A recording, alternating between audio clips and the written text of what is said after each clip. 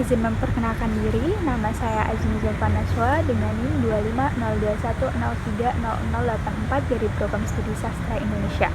Tujuan saya membuat video ini yaitu sebagai pemenuhan tugas akhir dari mata kuliah membaca sastra kelas O, yaitu membaca cerita pendek sekaligus memaparkan pendapat kita terkait cerita pendek tersebut. Bagaimana pendapat kita terkait cerita pendek tersebut? Yaitu berupa kekurangan, kelebihan, dan juga relevansi cerita tersebut pada masa kini. Saya akan membacakan cerita pendek berjudul Sepotong Senja untuk Pacarku, karya dari Seno Gumiro Aji Darmo. Alina tercinta, bersama surat ini dikirimkan padamu, sepotong senja dengan angin, deburan ombak, matahari terbenam, dan cahaya keemasan. Apakah kamu menerimanya dalam keadaan lengkap? Seperti setiap senja di setiap pantai, tentu ada juga burung-burung, pasir yang basah, seluat batu karang, dan barangkali juga perahu lewat di kejauhan. Maaf, aku tidak sempat menelitinya satu persatu. Mestinya ada juga lokan, batu karang yang berwarna-warni, dan bias cahaya cemerlang yang berkerap pada buih yang bagaikan impian selalu saja membuat aku mengangankan segala hal yang paling mungkin lakukan bersamamu. Meski aku tahu semua itu akan tetap tinggal sebagai kemungkinan yang entah kapan menjadi kenyataan. Kan sepotong senja ini untukmu, Alina, dalam amplop yang kututup rapat dari jauh, karena aku ingin memberikan sesuatu yang lebih dari sekadar kata-kata. Sudah terlalu banyak kata di dunia ini, Alina, dan kata-kata ternyata tidak mengubah apa-apa. Aku tidak akan menambah kata-kata yang sudah tak terhitung jumlahnya dalam sejarah kebudayaan manusia, Alina. Untuk apa? Kata-kata tidak ada gunanya dan selalu sia-sia. Lagi pula, siapakah yang masih sudi mendengarnya? Di dunia ini, semua orang sibuk berkata-kata tanpa pernah mendengar kata-kata orang lain. Mereka berkata-kata tanpa peduli apakah orang lain mendengarnya. Bahkan mereka juga tidak peduli dengan kata-katanya sendiri. Sebuah dunia yang sudah kelebihan kata-kata tanpa makna, kata-kata sudah luber dan tidak dibutuhkan lagi. Setiap kata bisa diganti artinya, setiap arti bisa diubah maknanya. Itulah dunia kita, Alina. Kukirimkan sepotong senja untukmu, Alina. Bukan kata-kata cinta. Kirimkan padamu sepotong senja yang lembut dengan langit kemerah-merahan yang nyata dan betul-betul ada dalam keadaan yang sama seperti ketika aku mengambilnya saat matahari hampir tenggelam di balik cakrawala. Alina yang manis, Alina yang sendu, akan kuceritakan padamu bagaimana aku mendapatkan senja itu untukmu.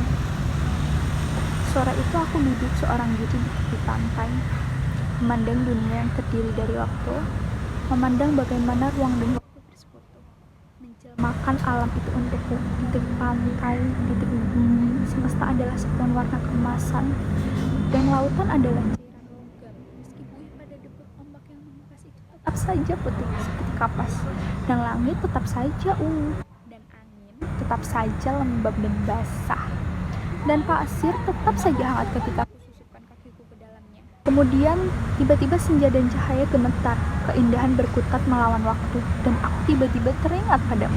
Barangkali senja ini bagus untukmu, pikirku. Maka aku potong senja itu sebelum terlambat.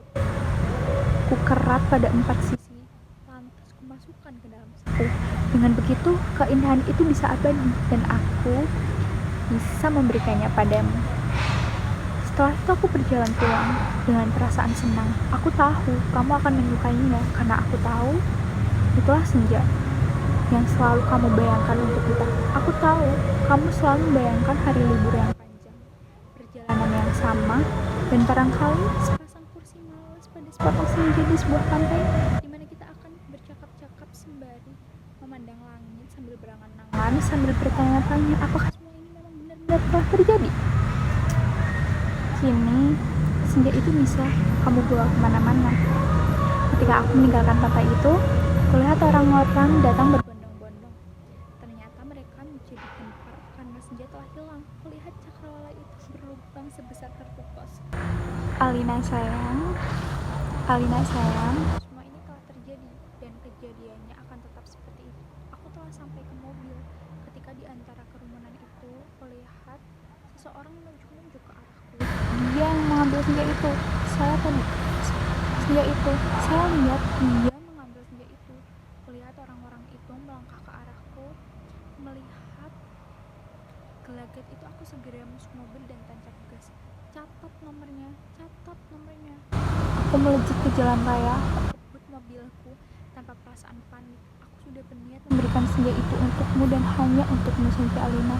Tak seorang pun boleh mengambilnya dariku. Cahaya senja yang keemasan itu berbinar-binar di dalam saku. Aku merasa cemas karena meskipun kaca mobilku gelap, tapi cahaya senja tentu cukup terang dilihat dari luar. Dan ternyata cahaya senja itu memang menembus segenap celah dalam mobilku, sehingga mobilku itu meluncur dengan nyala cemerlang ke aspal maupun ke angkasa. Dari radio yang kusetel, aku tahu berita tentang hilangnya senja telah tersebar kemana-mana. Dari televisi dalam mobil, bahkan kulihat potretku sudah terpampang. Aduh, baru hilang satu senja saja sudah paniknya seperti itu. Apa tidak bisa menunggu sampai besok? Bagaimana kalau setiap orang mengambil senja untuk pacarnya masing-masing? Barangkali memang sudah waktunya dibuat senja tiruan yang bisa dijual di toko-toko, dikemas dalam kantong plastik dan dijual di kaki lima. Sudah waktunya senja diproduksi besar-besaran supaya bisa dijual anak-anak dengan angsongan di perempatan jalan. Senja, cuma 1.003. Di jalan tol, mobilku melaju masuk kota. Aku harus hati-hati karena semua orang mencariku. Sirene mobil polisi meraung di mana-mana. Cahaya kota yang tetap gemilang tanpa senja membuat cahaya keemasan dari mobilku tidak terlalu kentara. Lagi pula, di kota tidak semua orang peduli apakah senja hilang atau tidak. Di kota, kehidupan berjalan tanpa waktu, tidak peduli pagi, sore, atau malam. Jadi, tidak pernah penting senja itu ada atau hilang. Senja cuma penting untuk turis yang suka memotret matahari terbenam. Boleh jadi hanya demi alasan itulah senja yang kubawa ini dicari-cari polisi. Sirene polisi mendekat dari belakang. Dengan pengeras suara mobil itu memberi peringatan. Pengemudi mobil Porsche abu-abu metalik nomor SG 19658A harap berhenti. Ini polisi. Anda ditahan karena dituduh telah membawa senja, meskipun tak ada peraturan melarangnya, tapi berdasarkan bla bla bla. Aku tidak sudi mendengarnya lebih lama lagi. Jadi kulibas dia sampai terpental keluar pagar di tepi jalan. Kutancap gas dan menyelip-nyelip dengan lincah di jalanan. Dalam waktu singkat, kota sudah penuh raungan sirene polisi. Terjadi kejar-kejaran yang seru, tapi aku lebih tahu seluk-beluk kota. Jalanan dengan cahaya yang bermain warna, gang-gang gelap yang tak pernah tercatat dalam buku alamat, lorong-lorong rahasia yang hanya diperuntukkan bagi orang-orang di bawah tanah. Satu mobil terlempar di jalan layang, satu mobil lainnya tersesat di sebuah kampung, dan satu mobil lagi terguling-guling menabrak truk dan meledak lantas terbakar. Masih ada dua polisi bersepeda motor mengejarku. Ini soal kecil, mereka tak pernah bisa mendahului. Dan setelah kejar-kejaran beberapa lama, mereka kehabisan bensin dan pendengarannya cuma bisa memaki-maki. Kulihat senja dalam saku bajuku masih utuh. Angin berdesir, langit semburat ungu, bibir ombak mengangkas pantai. Hanya padamulah senja ini kuserahkan, Alina. Tapi Alina, polisi tidak sekonyol yang kusangka. Di segenap sudut kota mereka telah siap siaga, bahkan aku tak bisa membeli makanan untuk mengisi perutku. Bahkan di langit tanpa senja, helikopter mereka menyorotkan lampu ke setiap celah gedung-gedung. Kakiku tersudut dan akhirnya nyaris tertangkap kalau saja tidak ada gorong-gorong yang terbuka. Mobilku sudah kutinggal ketika memasuki daerah kumuh itu. Aku berlari di antara gudang, rumah tua, tiang, serta malu-malu. Terjatuh di atas sampah, merayap di tangga-tangga rayap, sampai seseorang gelandangan menuntunku ke suatu tempat yang tak akan pernah kulupakan dalam hidupku. Masuklah, katanya tenang. Di situ kamu aman. Ia menuju gorong-gorong yang terbuka itu. Harus keluar dari sana. Baunya bacin dan pesing. Kutengok ke bawah, kulihat kelelawar bergantung. Aku ragu-ragu. Namun deru helikopter dengan lampu sorotnya yang mencari-cari itu melenyapkan keraguanku. Masuklah. Kamu tidak punya pilihan lain. Dan gelandangan itu mendorongku. Aku terjerembab jatuh. Bau busuknya bukan main. Gorong-gorong itu segera tertutup dan ku dengar gelandangan itu merebahkan diri di atasnya. Kamu sorot helikopter menembus celah gorong-gorong. Tak cukup untuk melihatku. Kuraba senja dalam kantongku. Cahayanya merah keemas-emasan membuat aku bisa melihat dalam kegelapan. Aku melangkah ke dalam gorong-gorong yang rupanya cukup tinggi juga. Kusibakkan kelelawar-kelelawar bergantungan yang entah mati entah hidup itu. Kulihat cahaya putih di ujung gorong-gorong. Air busuk mengalir setinggi lutut, namun makin ke dalam makin surut. Di tempat yang kering, kulihat anak-anak gelandangan duduk-duduk maupun tidur-tiduran. Mereka berserakan memeluk rebana dengan mata yang tidak memancarkan kebahagiaan. Aku berjalan terus melangkahi mereka dan mencoba bertahan. Betapapun ini lebih baik daripada aku harus menyerahkan senja Alina. Di ujung gorong-gorong, di tempat cahaya putih itu, ada tangga menurun ke bawah. Aku ikuti tangga itu. Cahaya semakin terang dan semakin benderang. Astaga, kamu boleh tidak percaya Alina, tapi kamu akan terus membacanya. Tangga itu menuju ke mulut sebuah gua, dan tahukah kamu, ketika aku keluar dari gua itu, aku ada di mana? Di tempat yang persis sama dengan tempat di mana aku mengambil senja ini untukmu Alina. Sebuah pantai dengan senja yang bagus, ombak, angin, dan kepak burung. Tak lupa cahaya keemasan dan bias ungu pada mega-mega yang berarak bagaikan aliran mimpi. Cuma saja tidak ada lubang sebesar kartu pos. Jadi meskipun persis sama, tapi pasti bukan tempat yang sama. Tempatnya saja di dalam gorong-gorong. Aku berjalan ke tepi pantai, tenggelam dalam guyuran alam yang perawan. Nyiur tentu saja matahari dan dasar laut yang bening dengan lidah ombak yang mendesis-desis. Tak ada cotak, tak ada barbeque, tak ada marina. Semua itu memang tidak perlu. Senja yang bergetar melawan takdir, membiaskan cahaya keemasan ketika semesta. Aku sering malu melihat semua itu Alina. Apakah semua itu mungkin diterjemahkan dalam bahasa? Sambil duduk di tepi pantai, aku berpikir-pikir untuk apakah semua ini kalau tidak ada yang menyaksikan. Setelah berjalan ke sana kemari, aku tahu kalau dunia dalam gorong-gorong ini kosong melompong. Tak ada manusia, tak ada tikus, apalagi dinosaurus. Hanya burung yang berkepak, tapi ia sepertinya bukan burung yang bertelur dan membuat sarang. Ia hanya burung yang dihadirkan sebagai ilustrasi senja. Aku tak habis pikir Alina, alam seperti ini dibuat untuk apa? Untuk apa senja yang bisa membuat seseorang kepingin jatuh cinta itu jika tak ada seekor dinosaurus untuk mengertinya? Seperti di sana, orang-orang hidup kehilangan senja. Jadi begitulah Alina, aku ambil juga senja itu. Ku kerat dengan pisau Swiss yang selalu kubawa pada 4 sisinya, sehingga pada cakrawala itu terbentuk lubang sebesar kartu pos. Dengan 2 senja itu di saku kanan dan dengan 2 senja di saku kiri dan kanan, aku melangkah pulang. Bumi berhenti beredar di belakangku. Menjadi kegelapan yang basah dan bacem, aku mendaki tangga kembali menuju gorong-gorong bumi yang terkasih. Sampai di atas, setelah melewati kelelawar bergelantungan, anak-anak gelandangan berkelaparan, dan air setinggi lutut, kulihat polisi-polisi helikopter sudah pergi. Gelandangan yang menolongku sedang tiduran di bawah tiang listrik sambil meniupkan saksofon. Aku berjalan mencari mobilku. Masih terparkir dengan baik di supermarket. Tampaknya bahkan baru saja dicuci. Sambil mengunyah pizza, segera aku kebut mobilku menuju pantai.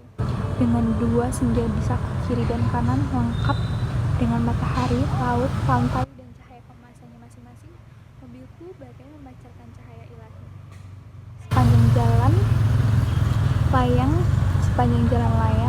Sepanjang jalan tol, ku tancap gas dengan kecepatan penuh. Alina, kekasihku, pacarku, wanitaku, kamu pasti sudah tahu apa yang terjadi kemudian. Pasang senja dari gorong-gorong pada lubang sebesar kartu pos itu, dan ternyata pas. Pantas kukirimkan senja yang asli ini untukmu. Lewat pos, aku ingin kamu mendapatkan apa yang kulihat pertama kali, senja dalam arti yang sebenarnya, bukan semacam senja yang ada di gorong-gorong itu. Kini gorong-gorong itu betul-betul menjadi gelap Alina. Pada masa yang akan datang, orang tua akan bercerita pada cucunya Entah kenapa gorong-gorong menjadi kelak mereka akan berpisah, bahwa sebenarnya ada alam lain di bawah gorong-gorong dengan matahari dan rembulan yang sendiri. Namun semua itu tidak ada lagi karena seseorang telah mengambil senja untuk menggantikan senja lain di atas bumi. Orang-orang tua itu juga akan bercerita bahwa senja di atas bumi yang asli telah dipotong dan diberikan kepada seseorang pacarnya. Alina yang manis, paling manis dan akan selalu manis. Terimalah sepotong senja itu hanya untukmu, dari seseorang yang ingin membahagiakan. Awas, hati-hati dengan lautan dan matahari itu. Salah cahayanya membakar langit, dan kalau tumpah airnya bisa membanjiri permukaan bumi.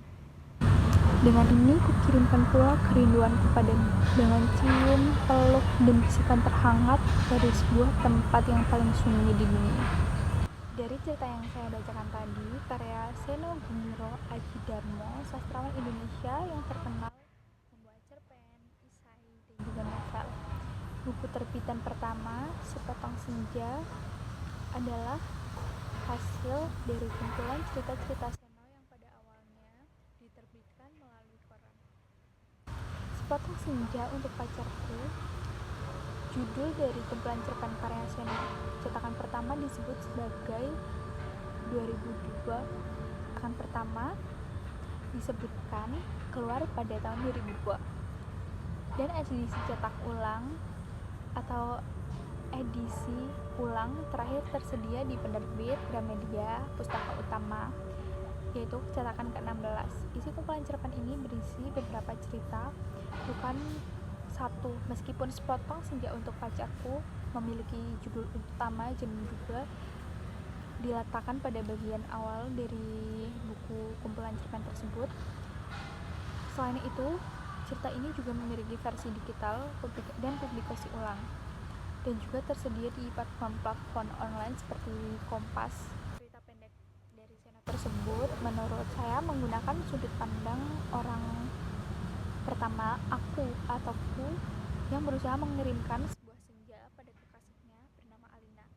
Secara simbolis mengambil senja sebagai sepotong cakrawala, matahari terbenam, dan sebuah keindahan senja, lalu membungkusnya dalam amplop sebagai hadiah cinta yang diberikan kepada Alina. Gaya bahasa yang digunakan memiliki unsur-unsur seperti metafora, personifikasi, hiperbola, dan gaya puitis, sehingga suasana senja, rindu, dan melankolis tergambar kuat. Menurut saya, cerita dari Seno ini memiliki topik utama cinta, tetapi tidak hanya cinta romantis biasa. Ada unsur pengorbanan, kerinduan, idealisasi, dan juga pencarian makna simbol sebagai bukti pengorbanan apa itu cinta. Selain itu, menurut saya cerita pendek tersebut memiliki kelebihan, yaitu yang pertama sebagai simbolik, imajinasi yang estetik, karena senja dalam cerita pendek tersebut dijadikan metafora yang memiliki makna pemandangan alam dan juga merepresentasikan perasaan harapan cinta yang mendalam. Bagaimana bentuk pengorbanan daripada aku pada kasihnya Alina, yaitu sebagai pemberian senja sebagai bukti cinta, melainkan presentasi perasaan harapan cinta yang mendalam dengan gaya bahasa puitis dan figuratif memperkuat suasana emosional dan daya tarik cerita. Selain itu, menurut saya, sudut pandang orang pertama dan pendalaman emosi yang cukup kuat pemilihan narator aku membuat pembaca merasakan langsung kerinduan, obsesi, dan pergulatan batin si tokoh dalam memperjuangkan cintanya, yaitu mengambil senja untuk diberikan kepada pacarnya, yaitu Alina. Menjadikan cerita sangat personal dan intim, terlihat dari bentuk perjuangannya. Bahasa yang digunakan memiliki unsur-unsur estetika dalam kata-katanya. Pemilihan kata-kata yang bagus sehingga kalimat-kalimat mengandung keestetikaan. Dan menurut saya, relevansi psikologi dan eksistensial, yaitu menunjukkan cinta, kerinduan, dan idealisme, dan pencarian arti simbol-simbol bukti cinta. yang dimana sosok aku ini memperjuangkan mencari senja untuk diberikan kepada pacarnya yaitu Alina.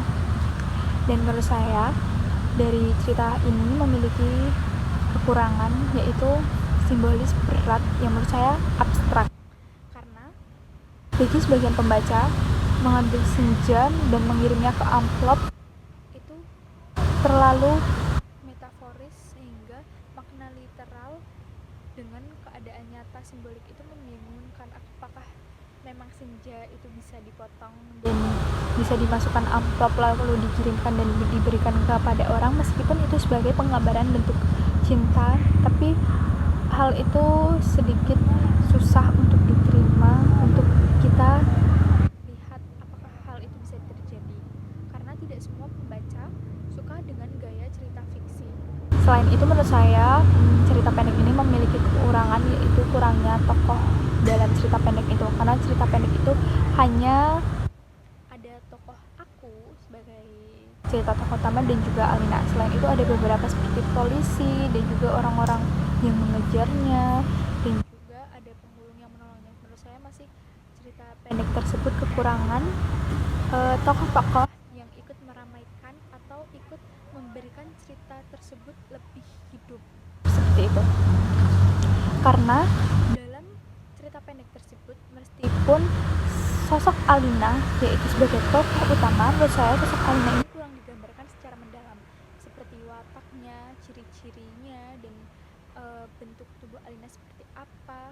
Ini tidak diceritakan dengan jelas dan rinci dalam cerita pendek tersebut, hanya dijelaskan bahwa dia Alina, pacar dari sosok aku. Novel ini dan selain itu menurut saya cerita pendek ini memiliki kekurangan di mana sepotong senja ini tidak masuk akal untuk dinalarkan, dan juga masih banyak orang-orang yang tidak menyukai cerita fiksi, yang dimana hal itu bisa menjadi kekurangan dari novel tersebut. Di zaman sekarang dimana komunikasi semakin cepat melalui digital, bahkan sosial media seperti IG, WA, TikTok, Line, Twitter, dan lain sebagainya,